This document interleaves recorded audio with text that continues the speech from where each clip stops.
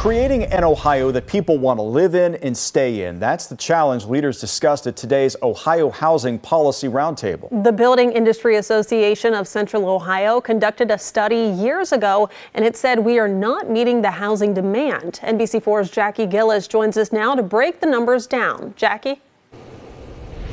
Jennifer and Jared, one word I heard over and over again today is growth. And as Central Ohio continues to grow and more people are moving here, the demand is getting tougher to keep up with. So speakers at today's event discussed what they believe needs to happen to ensure that everyone has a home.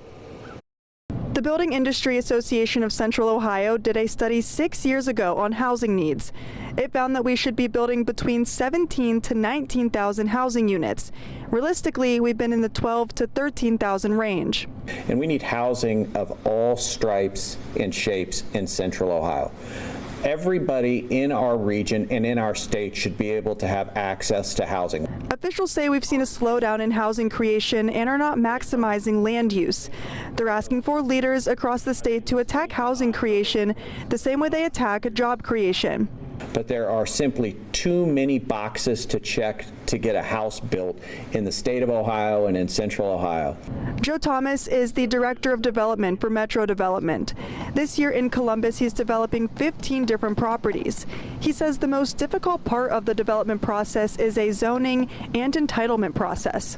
The willingness or unwillingness of certain municipalities to allow product to be built is the most concern, and then the willingness to support density.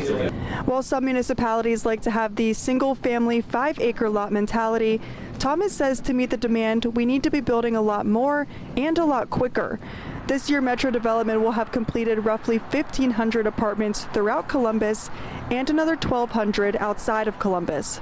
So we always have waiting lists for new residents moving into our new developments immediately.